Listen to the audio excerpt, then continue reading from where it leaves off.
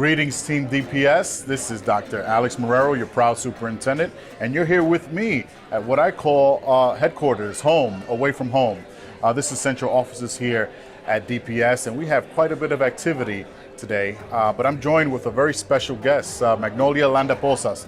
Welcome, Magnolia. Good morning. I shouldn't say welcome because this is also your office as well. This is also my office, yep. Magnolia, what do you do for DPS? Please tell those folks there who are listening. My name, like you've mentioned, Magnolia. I am the Director of Student Voice and Leadership for Denver Public Schools. So we run programming, resources, and learning opportunities to allow students to build their leadership and build advocacy skills. So use this opportunity to give as much feedback as you can. Magnolia has been instrumental in not only building student voice and leadership, but also advocacy, but instrumental in ensuring that I have a pulse of what's happening in our schools, from the superintendent cabinet to the executive cabinet. And we have plans of even expanding that to make sure that you, young scholar and future leader, are in the room with the decision makers. We're about to start, but what is happening here?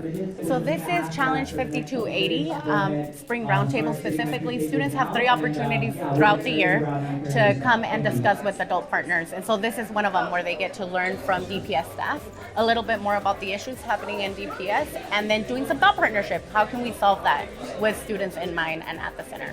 And our student organization is specifically working towards dismantling the school to prison pipeline. So at the end of the year, we have the summit for Challenge 5280, where students pitch their policy proposals to the entire district, and then they get to get some feedback and input, but then they win some monetary compensation.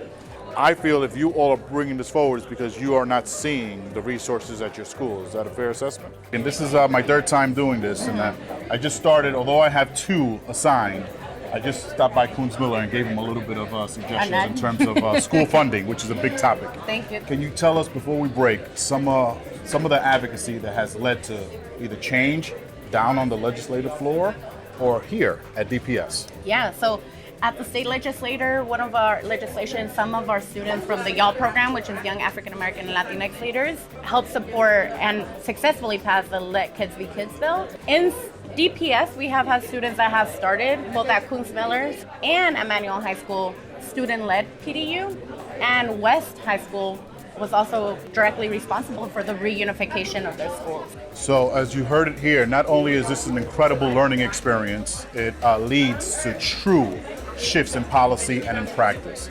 So I want to thank you. I know that you are the most important person right now in terms of setting the stage and giving us all direction. And I'm going to be a good participant, I promise. Thank you. I All appreciate right. that. Thank you. All right, let's go. Yeah. Signing off from this very special edition of the Marrero Moment, Student Voice and Leadership and Advocacy. It's your proud superintendent.